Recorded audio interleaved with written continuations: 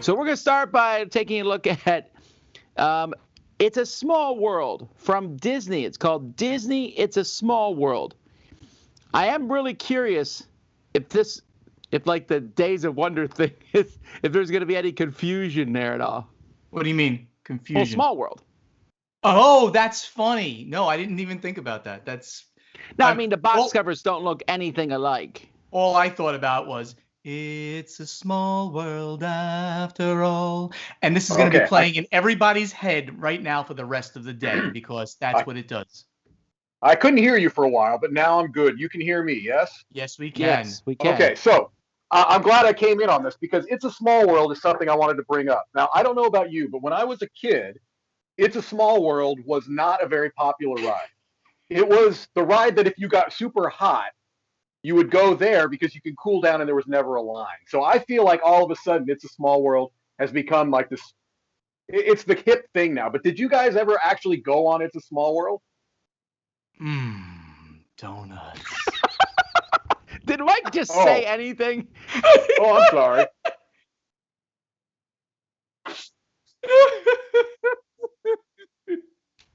That donut looks so good, Tom, doesn't it?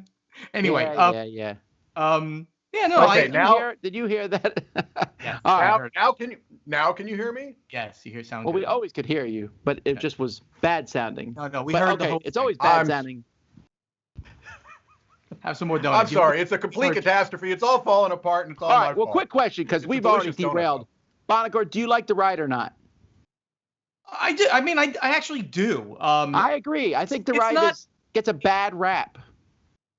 Yeah, no, it's a beautiful, like a dream sequence around the world. Yeah, it's better for kids, of course. It's a children's thing, but it's beautiful. I think it's beautiful, and they've upgraded it a little bit, but still, it's got that quaint. I like it. I go on it every time I go to Disney. I like it too. There's a secondary reason. In Orlando, Disney is very hot, and Small World is really air conditioned. It's cold in there. Yes. That's exactly it. I think that's every time I get, I'm like, attraction yes. to the air conditioning. That's what I'm saying.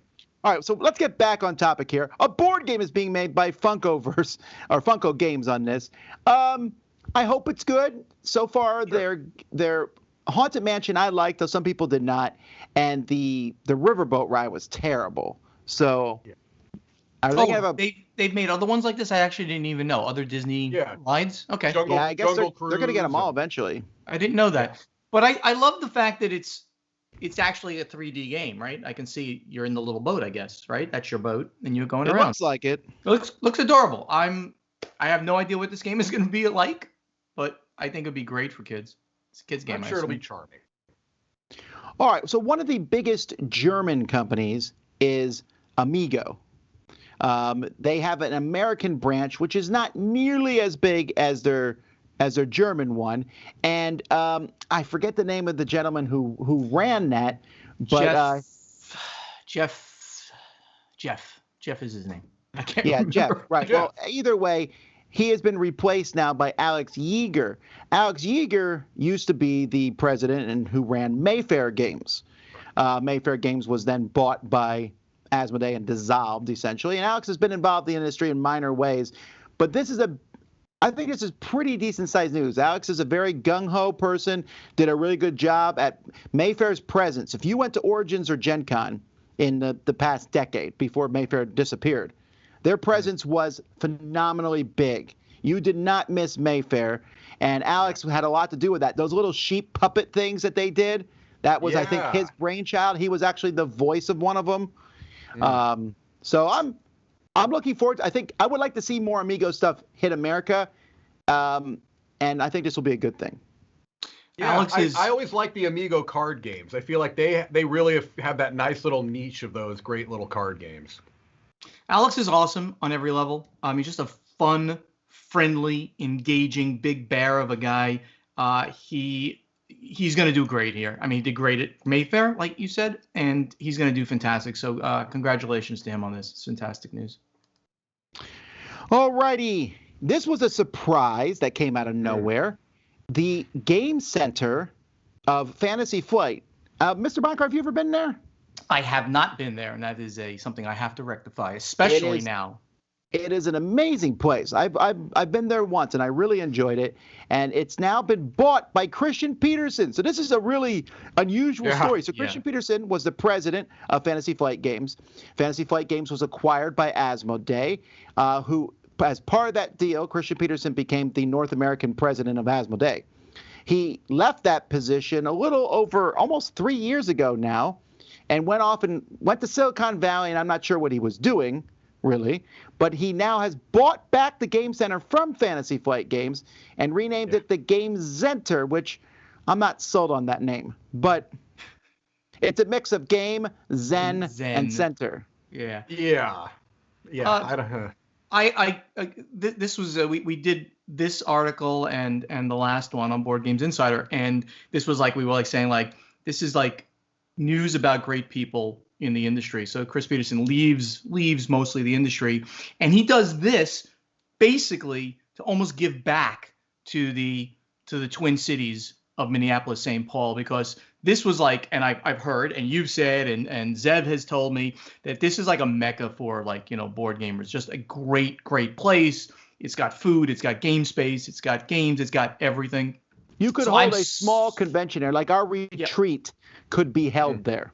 Yeah, and I think it's just an amazing thing that Chris, said, they were probably on the verge of closing it down or maybe scaling it back, or, they've got to worry about their costs and stuff at Asmodee. They're that big, and they've got to kind of, not that they're public, but they've got to report back on costs to the owners of that. So this is like almost Chris saying, well, I live in this area, I'm giving back. I'm going to buy this, and we're going to keep this open, and we go. And obviously he's got the money to do this. So I was like, kudos to Chris for doing this. Awesome. So I asked. It's very interesting timing. I mean, this is an interesting time to be doing this, right? I mean, with people still getting back to meeting. I mean, I hope that this kind of pumps something into the local economy as well. I asked them, the guy who sent the press release, I said, is it a simple rebranding the store, or is it a new chain of stores? And the response was, the immediate practical result is the branding of a store with no further news on the horizon, but you might talk to us in the future type thing. So that's interesting. Yep. Yeah. For sure. I will say this feels like yet another nail in the coffin of Fantasy Flight, though. It just feels like, meh. So folks, from this picture you can see here, that game center is directly sitting across this. There's like a parking lot there. You can see part of it. And across that parking lot is Fantasy Flight. They're right across from there. So people from offices, after they're done working at Fantasy Flight or like on their lunch break, could go over to the game center, which I thought was really cool. 17,000 square feet. Whew. That is huge. It's massive. That's great. That is awesome. Really All right. We now have one or two games to talk about, so let's jump into it. First, from Yellow, we have Last Message. One person's trying to deliver a secret message to everybody else, and someone else is trying to thwart their communication. This sounds like it's in the line of the crypto, almost. Yeah. It's a 3 to 8 player game. How much you want to bet we end up playing this at the gathering? I feel like this will be one that will be shown off there. I'm intrigued by this. Yeah, I think these next few games we're talking about are mostly larger group games, and so I think that these types of games work well in larger groups. This is a party game of sorts, and for the it's my thing. I like this. It does this should be require cool. some thinking, though. Yeah. So let's not get too excited. Yeah. No, this is good. This is good. Then we have Ali and Polly. I think. Uli and Polly? Uli and Polly? Ali and Polly? I don't know. I wonder if this is like an IP I don't know about from Blue Orange. Anyway, this is a 2 to 5 semi-cooperative game. One player is competing against the others. That's not actually the definition of semi-co-op. Right. That's one versus all, but maybe they're just using a semi-co-op. It's from Roberto Fraga, and I like his stuff. Yeah. Sheep are a little overdone in the board game world. We just played a sheep game from AEG. Oh, that's right. You did. You played that. That's right. We did Sheepy Time. Sheepy Time, which was excellent, which was a lot of fun. What is the concept in this game. I don't mind. I like sheep, so I think this is kind of cool. What are you doing in this game? One player is a wolf, it looks like, and everyone else is working together to help the sheepdog. It looks You know like. what this sounds like? It sounds like that Firefly game for kids, where there was one tile, one person puts a tile out, and then everyone's trying to figure out where that tile is, where everyone else closes their eyes. There's some similar things to this. It really sounds. I wonder if it's actually the same game. I'm not familiar with which one you're talking about. I am not either. You don't mean Firefly the IP. You mean literally a Firefly. No, no, it's a Fireflies game. Maybe it was Yetis in it. I forget what it was. It was like kids at camp, and this Yeti was coming out and getting you. It wasn't that. Okay. It was like more like woo-hoo-hoo, Goosebump style. And, it sounds very similar.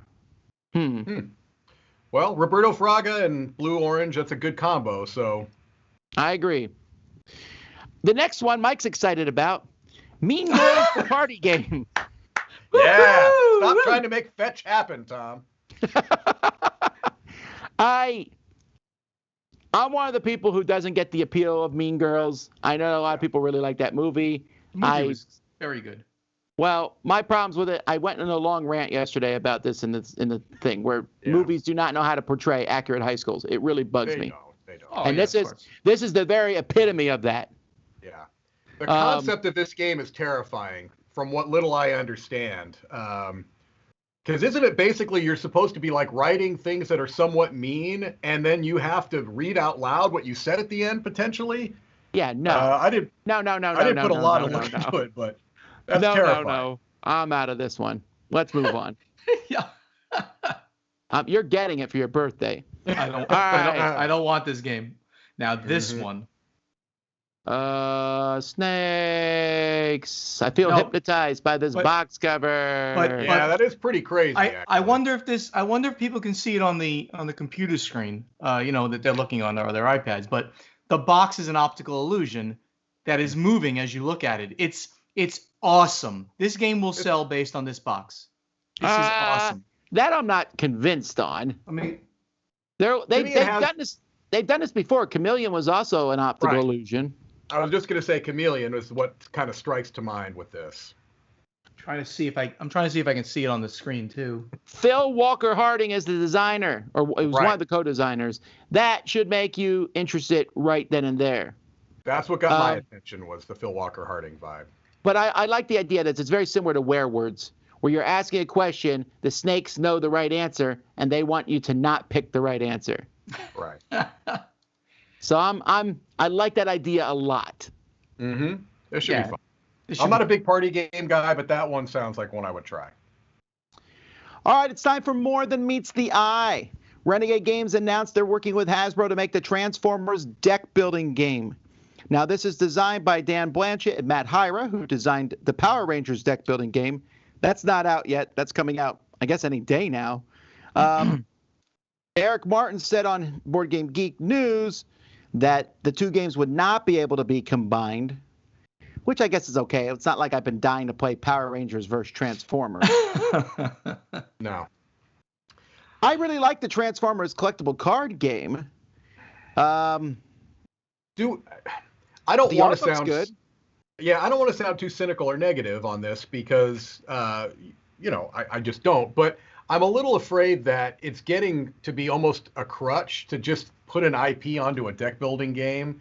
And, how is this different from the myriad of other, what I assume are entry level? I'm assuming this is a relatively entry level deck building game. What is it? Just the IP? I suppose if you like the Transformers and you don't have 2 or 3 other, entry level deck builders, maybe you'd be interested. But that's the thing, though, Mike. I love Transformers.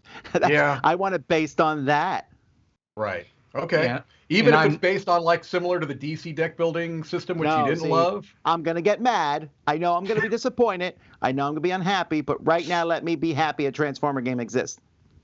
Tom, you be happy. I'm not a Transformer fan per se. Well, because your Looney Tunes were when you were a kid, right? Yeah, thank you very much. Obviously, this was during when I was a kid, sort of, at least.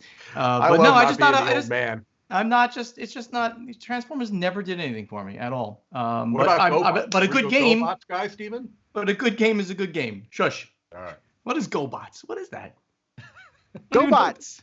That's like that was a second tier competitor to Transformers. Yeah, it was the B team. It was the B team of the Transformers. I know they exist because that's what my parents bought me because Transformers were too expensive. I was more a Voltron guy, but that's just me. All right. Crimes and Capers is another game coming from Renegade. Looks like there's 2 titles here. They're cooperative games. They're like a murder mystery escape room. They actually sound very similar to the adventure games, but set in a somewhat modern setting. There's another high school one. And Last Wishes. I hope these are good. They sound interesting. The cover's looking good. Wait, so these are like murder mysteries, like the ones that we used to play in the box, with the little cassette tape, that murder mystery? Well, yeah, I think so, but you're just figuring out puzzles. But I think it's more about, how an escape room game, it's about the puzzle first. I think this is more about the story first. Like using clues. Maybe it's like Sherlock Holmes Consulting Detective a little bit more, maybe. Yeah. I mean, I really love those. What are they called again? I just can't get it into my head. Those, the ones you used to see all over the time. Murder. I actually have them still in my collection. The murder mystery dinner party games, right? Murder mystery dinner party. Is that what it's called? Murder dinner party, something like that. I love those things, and I have a whole bunch. I've never done one. Really? We're gonna do one. We have to do one. We have to find a cassette player to play the silly cassette that's in there. Well, I'm sure that someone has put MP3s of all this stuff on the internet somewhere. Someplace it must be there. You don't have a cassette player in your Buick, Steven? I mean, can't you just fire that up? And there you go. No. All right. Let's take a look at another game from Rio Grande Games called Art Deco. So Art Deco here is another game about art. This is from, I believe they attempted to kickstart it from Tate Wu. And the game was originally called Promenade. Now they've renamed it Art Deco. It's coming out Q4 of this year. But it has 5 different paintings. 5 different artists. One of them, Quachi Mori, Allison Parks, Heather Vaughn. It took me a second to realize why it's called Art Deco with putting a K in spelling. there. Yeah. This is a deck building. Well, I'm a jerk. Yeah, Art Deco is obviously a style. Art Deco is deck building. This gives me a strong pastiche vibe, or even some of the modern art game versions of that. It could be good, but I'm concerned the cover's not very distinctive. You would think with an art-based game, but it's a matter of I don't disagree with you, but it sounds interesting. And Rio Grande's games, while no one's ever going to call them a looker, lately they've been catching my eye with their stuff. So I'm kind of interested in that. They've come out with some good stuff lately. You're right. Yeah, art-based games are very interesting, and just because they just seem to always work. So this is of interest to me. All right, it seems like this is a yearly thing now, an annual release from the Flat Out Games Collective. Molly Johnson, Robert Melvin, and Sean Stankiewicz. They originally, I think they produced on their own, but AEG picked them up. The first one, the very, very popular Point Salad. Last year we had Truffle Shuffle. This year we have 10. I don't know. I guess they're not following any kind of theme here. Actually, there's going to be 5 games from that collective that we're going to be talking about. This is the first of them. Wow. Oh, this is the first one. Got it. All right. I should have known that because I did look at the news ahead of time. So this one is for 1 to 5 players, coming out Q3, a push your luck auction game. I hope it's good because it looks a little generic. It's nice graphic design, but it's just numbered cards. Very generic looking, as you said. It looks like something you could buy at Target or And next one is, I'm sorry. What's the next one? Dollars to Donuts. Mike, what do you have in front of you there, Mike? Can you show that? What's that? What's that box there? There you go. I remember when this was on Kickstarter because we talked about this. Mike, do you remember? Yes. I like Dollars of Donuts. It looks interesting. I like putting the tiles down to form complete donuts. I hope it's a good game, but it's about donuts. I'll eat a donut when we play this game, and not before. That's a lie. But me neither. I will not eat a donut. You will not until you play that game. All right, then jumping to Abstract Academy. You are sharing a canvas with other people for creations. You're laying out scoring cards and then inspiration to put patterns on a canvas. This one doesn't sound interesting to me, but maybe in practice it will be better. I like the design. I think that's a cool cover. Yeah, I think that's a pretty striking cover. Just simple, but it works. They're again going with an art theme here, but this one does not look quite as interesting in its implementation. I mean, I like more the background that they put over there with the red, blue, yellow pattern, whatever that is. It's not really part of the game. It's about the gameplay, though, right? Because I may be in the minority here, but I didn't think Point Salad was that exciting of a game to look at. But I know, Tom. It's all right. It's fine. The gameplay, though. That's what lunch is. All right. Cascadia. Now, this one's not designed by that team. Flat out publishing it. This is the designer's Randy Flynn. This was also a Kickstarter game. I remember talking about this one. Correct. Yeah, it's a puzzly tiling token drafting game about animals from the Pacific Northwest. Again, I hope this one's good. Again, it looks like other things, but I've learned to not take this at face value. Now, this game's right in my wheelhouse. I actually backed it. I'm looking forward to it. Continuing on. Mike said there was 5. Here's the 5th one, Verdant. Yep. This one's from Aaron Mesborn and Kevin Rust. This one is actually going to Kickstarter, so you can put this one out of your brain for the most part, folks. It's not coming out till 2022. You're arranging house plants and objects in your house. I play this game every day. It's pronounced Verdant, as in very green. It's like green and very green. Yes, it's beautiful. I believe it's Beth Sobel art, and it looks gorgeous to me. I know we've had a lot of these kind of nature-based, serene themes. I don't hate that. I think especially in puzzle-type games, I think they work well. I'm hopeful. I hope this one does well. All right. The Quacks of Quedlinburg is coming back. The second expansion was actually never put out in America from North Star Games, who I'm not sure how the license went away from North Star, but the new license is now owned by CMYK. They have the license, and they're going to be publishing Quacks and Quacks of Quedlinburg and its expansion, and then the new expansion, which is the Alchemist. The other expansion was the Herb Witches. Right. Now, am I correct that the big box that is coming out does not have this expansion? It has the base game and the Herb Witches, but not this. Yeah, that was a really weird announcement that it didn't include both expansions. I was super confused by that. I was too. Yeah, okay. I'm assuming BGG is glad to hear this so they can keep selling those upgraded bits. Yeah. I think Quacks is on its way to becoming an evergreen. I think this is a game that will still be being played in 5 years. I really do think that this could be coming close to one of those modern classic games. People love Quacks. It's certainly an evergreen from a perspective that it's going to sell over time. But this, I agree that it's getting to a point where it could be one of those games that you're literally going to be hearing forever. Right. I like it a lot. I actually still don't own it because I'm scared to own it. And then, of course, I have to go buy those bits because those bits are so good. So yes, they are. I probably will do it. I'm going to steal the one from your library, one or the other. No, we have them all microchipped. All right. Katan. You know those new Apple things that came out? I bought one for every game. And now I'm broke. Anyway, Katan has a new expansion coming out. Well, not totally new.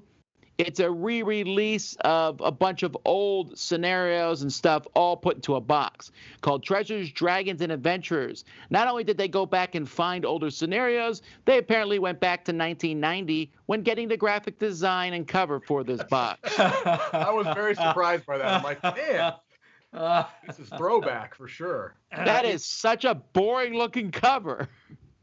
Well, it's the Katan brand, right? That's the way they put the. I really feel like they could make Katan look so much more interesting. It's not that the game has to look bad. I mean, the game's fine. So this is coming out really soon. It's coming out in June. I got the notice from Asmodee. So this is only for seafarers. It is seafarers and other things in the box, right? Yes, it's an expansion for an expansion. Okay, it's not Katan. It's the Seafarers version. Or No, is you it? need Katan, and you need the expansion Katan Seafarers. Seafarers is an expansion for Katan. All right. Okay, I thought Seafarers was a standalone game. No, it's there are a couple of other ones that are standalone, but Seafarers is an expansion. Roger. Never played Seafarers. All right. Imaginarium is a weird, funky-looking weird game, and now a new game is coming out from the same publisher, Bombix, Nicodemus. At the two-player version, or a two-player game set in that universe from Katala and Florian Siriex. Yay, because I've always wanted to. I've never played Imaginarium, and the art hasn't made me rush in to do so. I think, Mike, you've played it. It's in my top 100, actually, Tom. I like Imaginarium. I don't remember your top 100. And I played it was it this year? I might have played it earlier this year. I played the expansion with Z. I like it. I'm excited about this, although I'm not a big two-player gamer. It's just not typically how I play, but I'm definitely interested to give it a shot. All right. And then, no joke, this is the game I'm most excited about today. And that is, despite its cover, Rolling Dice. I almost didn't put this in the news, Tom. I'm glad you're excited. I almost didn't put it in. Well, the cover looks like a roll and write, one of those those lazy roll and write covers that there's so many of. Hey, exploding dice coming at you. Yeah. Rolling rights are the best. Go ahead, keep going. I'm not saying roll and writes are bad. I'm saying the covers for them are boring. They always show dice coming at you. If they're non-thematic, what are you going to put on the cover? Folks, the just dice. as a aside here, Mr. Buonocore has published many of these games. This is why he's defending this stupid practice. No, I'm defending it because I understand the difference between themed games and non-themed games. Sure, but if you show me one of those roll and writes, I don't know what's different than the other one. Oh, please. Yes, you do. Of course you do. Every one of those roll and writes in my series, you can tell the difference by looking at the cover and, of course, the back of the box. Never mind. Keep going. This looks beautiful. Tell you, this game has a lot to overcome, Tom, to be exciting, because not only is the cover bad, that title is pretty uninspired, too. Oh, yeah, I got that, too. It's called Rolling Dice. It's like, right. But doesn't it look It's not even fun, a pun, though? as far as I know. You're rolling dice onto this big ice floe that looks like the box opens up or something and becomes a board there. Yep. And there's and you're just rolling dice into it. It's like a dexterity and trying to land on ice floes. This is like tumbling dice to me, that kind of thing. I love this stuff. Yeah, I mean, that was also in the Wreck Raiders game where you'd roll dice and they had to like land in certain parts of the box top. Remember that? Gives me a little bit of that vibe too. Yeah. Well, that's it for the games, folks. Let's talk about a few items in the industry, and we'll be back. First of all, GenCon badge registration is coming soon, May 23rd. Awesome. This is great news. They're capping. Conventions are back. You were right, Mike. He said exactly what Mike said. Mike was like, Bonker's going to go, this is great news. It is great. Screw you, Mike. This is amazing news. No, I just knew you would be very excited to talk about this. Yeah, who sent you this news? It was me. Anyhow, they're going to cap it. I want to say they're capping it at 30,000 as opposed to the normal 60,000. I might be wrong there, but I know they're capping it. They said between 30 and 40, which is basically half of its. GenCon is around 70,000 these days. It's funny, though. I was at GenCon when it was like 25,000, and it felt crowded then. So I don't know that I'm going to notice too much. Well, they're going to be constraining the space, too. So, yeah, it's going to – I have a feeling it's not going to look substantially less crowded. But I'm just excited by this. I have the same feeling. Yeah, I think it's not going to be quite as different as maybe we may be expecting. UK Games Expo, and this is even more important because they're earlier than GenCon by a month, actually. Mm-hmm. July 30th to August 1st, making them the first major con in board gaming to open. So this will be interesting. Now, they've listed a whole pile of what they're going to be doing. If you attend the show, you have to have a negative lateral flow test. Is that just like a negative COVID test, I'm assuming? Yeah. Do we know what that is? I've never heard of it. Yeah, it's a negative COVID test. Why don't they just call it that then? I have no idea. Okay. Anyway, now this seems like it's going to be tough, though. Everybody has to get a test 24 hours of attending. That seems like that would be a tough thing to do. Well, I mean, I don't know if they're also going to say or have been vaccinated. Maybe It looks like they're not, because they were. Yeah, they didn't even mention vaccinations in the thing. This was very interesting news, because yes, there are strict guidelines on how to attend and how the attendees will be, seated and in the halls. They went through, and this is something that GenCon should be putting out. I mean, and they have extra time. They've got an extra month to do this, obviously. But they gave you this, you can only see on the screen, like, number one, confidence in our attendees. And there were like 4 different levels that they were saying, these are the ways we're going to keep you safe. And it's called #PlayWithConfidence. I was very excited by this. Again, first major convention. They are about a 35,000 person convention, very large. And they are taking these very good measures to keep everyone safe. Kudos to them. Very happy. That being said, this convention, obviously all conventions are going to be stymied by certain things. And I know for a fact that this one's going to it's going to be basically UK only presence. Because if you go to UK, at least as of now, there's a 10-day quarantine. And it would be very expensive for a publisher to have to stay in the UK an extra 10 days just to attend the con. Yeah. Agreed. I was going to go this year, maybe, but obviously not on the current situation. So I'm going to try to get there next year. All right. And finally, we got 2 more things here. Wizards of the Coast is lifting the ban on Magic the Gathering in-store play on May 28th. Now, of course, this is obviously still under the jurisdiction of the state/city/store itself, but they banned these events. And one local game store I talked to said that they don't miss the events because they're making the same amount of money without them. Wow. But that's interesting. But this again is great news, because we're now we're getting ourselves back.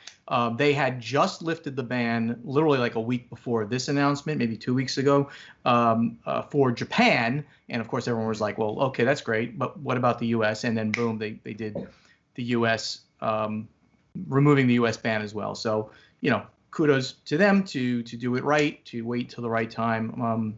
I'm not a Magic player, but I think this is great, to have the largest company in the industry to know that it's the right time to start doing this. By the way, some people in chat here have noted that lateral test that we were talking about earlier, so they said it's a fast test. You get the results in 30 minutes, and everyone can get them in the UK for free, and they can do it self-serve test. You can order 7 at a time. Oh, that's cool. That is cool, because that way I was thinking, I don't want to have to go stand in line for 2 hours before I go to a con, but that would make it better. Yeah, sure. I've had a fast test here. I never heard of the term, as you said, but I've had one of those, and yeah, you get them like immediately, and that's great and fantastic. I just order a whole bunch and then get in the morning. Here's my test. I'm done. Great. All right, and finally, in news that is only going to happen this year, Target is stopping the sales of Pokemon cards. Now, if you haven't been keeping up with this, folks, the trading cards in general, Mr. Buonocore was telling us before the show, sports cards sales have gone up tremendously, and Magic the Gathering and Pokemon have both just gone bananas. People are buying trading cards everywhere. And so if you notice here in the sign, starting May 14th, which is tomorrow, so run to your stores today, they're no longer selling sports cards and Pokemon cards, and they put that underneath the pictures of Magic cards. But anyway, the Pokemon thing is especially uncool in my opinion. The fact that adults are going and buying up a lot of stuff that kids want and want to be able to play and now can't because they're not scalping like these adults are, I find that to be bleh. But you can't stop it either. So Target is worried about scalpers, so they're stopping this. Yeah, I have a very good friend of mine who is a big collector of cards, but a seller of these things. And I actually spoke to distributors about this, getting him to be able to start buying from distributors. They have never seen anything like what they're seeing right now in the sports card arena. Magic, of course, has been popular in Pokemon, but sports cards were like dead for years. Sports cards now, and the amount of money being made in the aftermarket for sports cards is unbelievable. A single card could go for tens of thousands of dollars if you get it because it's so rare. And they're current people. It's not like having a Babe Ruth card, right? Or something like that I would want to have. You know, or a Tom Seaver card from when I was Tom Seaver when I was growing up. Thank you very much. But like, I don't even know the people that they're talking about. That these cards are worth tens of thousands of dollars because they're so rare, and it's this person's rookie card, and they're supposed to be a great rookie and things like that. You Crazy numbers. Tom Seaver, that's just an interesting pick. Why was that an interesting pick? He was my biggest hero in sports when I was growing up. Not Steve Carlton. Dude, I grew up in New York. The New York Mets, Tom Seaver, 1969 World Series. That was my guy. Yeah, I'm glad you're still living in the moment of 40-some years ago. All right. Weren't those the years that they were getting dominated by the Dodgers, Steven? That's when folks, that's when I was collecting cards. We need to move the show. Let's jump to some contributors. We'll be back with a game show, and we'll talk more about how the Mets suck later. Here we go. 1969 Mets, greatest team.